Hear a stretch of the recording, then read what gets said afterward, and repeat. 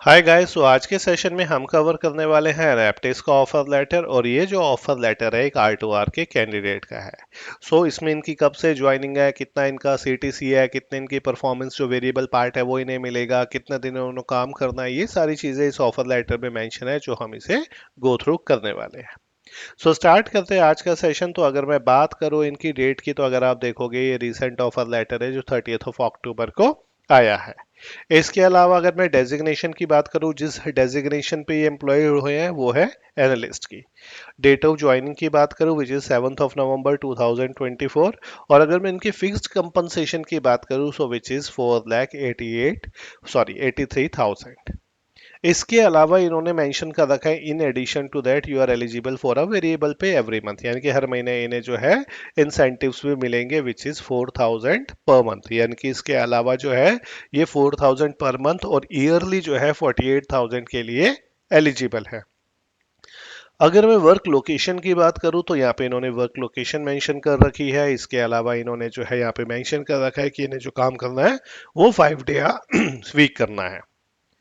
इसके अलावा अगर मैं नीचे जाऊं, ये इन्होंने यहाँ पे मेंशन कर रखा है कि at the time of joining आपको कौन कौन से डॉक्यूमेंट्स जो है वो कैरी करने हैं। इनमें इनका अपडेटेड रिज्यूमे हो गया, अगर ये एक्सपीरियंस्ड है तो अपॉइंटमेंट लेटर ऑफर लेटर का हो गया, और ये जो एक्सपीरियंस भी R2R में ऑलमोस्ट 2 इयर्स का है।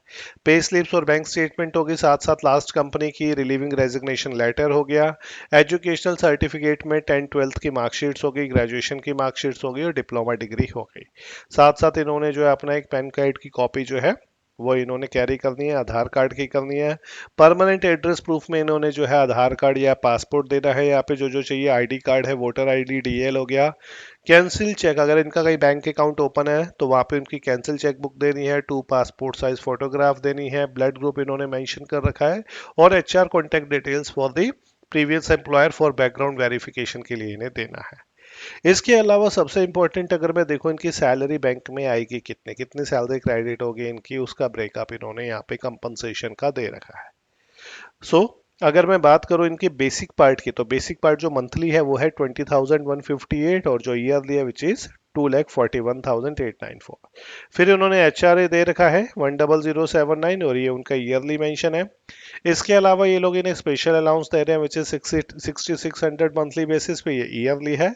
और अगर मैं इन तीनों का टोटल करूं तो इन तीनों का टोटल आता है 36,837। और इनके पैकेज की बात करूं तो पैकेज है 4,42,000 का। इसके अलावा इन्हें बोनस भी मिलेगा विच इज 1649, तो हमें इसे भी ऐड करना पड़ेगा। और इनका जो है यहाँ पे इन्होंने PF का एम्प्लॉयर का जो पार्ट दे रखा है इस पार्ट को हम लेस करेंगे।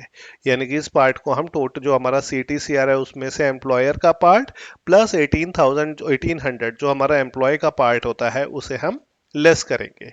अगर मैं कैलकुलेट करूं इनकी सैलरी, तो कैलकुलेट करूं तो 36,837 जो इनके पार्ट 1 के जो इनका कंपनसेशन था वो हो गया, प्लस 1679 इनका बोनस हो गया, माइनस, या पहले प्लस कर लेते हैं 1800 जो इनके अकाउंट में क्रेडिट होगा PF अकाउंट में, क्योंकि पैसा ही नहीं कही है। टोटल जो हो गया वो हो गया 40,316 जो यहाँ पे इन्होंने मेंशन कर रखा है। इसके अलावा इन्होंने स्टार्टिंग में मेंशन किया था कि इन्हें 4,000 है वो पर मंथ मिलेंगे, तो इन्होंने यहाँ पे नीचे उसे मेंशन कर रखा है ये रहा, तो विच इज 48,000 ईयरली। ईयरली की अगर मैं बात करूं तो 4,000 हो गया पर मंथ, तो इस 4,000 को भी हमें क्या करना पड़ेगा, इस 4,000 को भी जो है हमें इसमें से प्लस करना पड़ेगा। इसके अलावा इन्होंने यहाँ पे मेंशन कर रखा है कि इन्हें 1800 जो है PF का जो एम्प्लॉय है, यानी कि ये वाला 1800 प्लस ये वाला 1800 जो अभी ऊपर गया है, ये दोनों जो है PF अकाउंट में इनके ट्रांसफर हो गए, यानी कि 3600। इसका मतलब मुझे जो टोटल सैलरी है उसमें से मुझे 1800 ये वाला और 1800 ये वाला टोटल 3600 लेस करना पड़ेगा। अगर मैं इसमें ऐड कर दूं प्लस 44,000 रुपीज जो इन्हें मंथली मिलेगा, या 40316 था, प्लस 4,000 जो इन्हें मंथली मिलेगा, प्लस इन्होंने यहाँ पे 1800 और मेंशन कर रखा है विच इज 46,116 इंटू करूँ 12 से, तो इनका जो, सॉरी, 46,116 इंटू 12। इनका जो जो पार्ट आ रहा है टोटल वो आ रहा है 553, लेकिन इसमें से मुझे जो है लेस करना पड़ेगा PF वाला पार्ट। ये हो गया 40316 प्लस 4,000 हो गए इनके हर मंथली जो परफॉर्मेंस बेस्ड मिलेगा, माइनस 1800 करूंगा।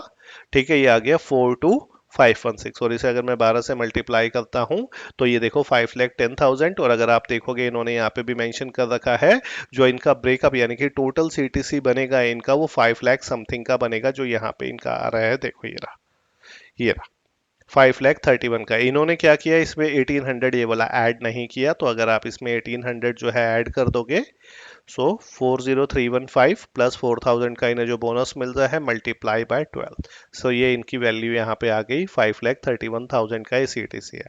लेकिन इसके अंदर से दो पार्ट जो है वो आपके लेस होंगे। दो पार्ट वो कौन कौन से होंगे? दो पार्ट होंगे, एक तो एम्प्लॉय का कंट्रीब्यूशन और एक होगा एम्प्लॉयर का कंट्रीब्यूशन। तो टोटल इनकी जो सैलरी आएगी मंथली बेसिस पे वो आएगी 40,716, यानी कि 40,716 का इनका जो है वो ब्रेकअप होगा। ठीक है, इसमें मैंने इंसेंटिव्स में इनके जोड़ दिए और साथ साथ जो है मैंने ये दोनों पार्ट जो है वो उनको भी लेस कर दिया। सो ये एक जो है, अगर आपको किसी भी कंपनी में 2 इयर्स का एक्सपीरियंस है, किसी सीए फर्म के पास है, किसी डोमेस्टिक कंपनी में अगर आप स्ट्रगल कर रहे हैं अकाउंटिंग वाले डोमेन में, सो R2R is the best profile भी जिसमें आप जा सकते हैं। इसमें कंपैरेटिवली ग्रोथ ज़्यादा है।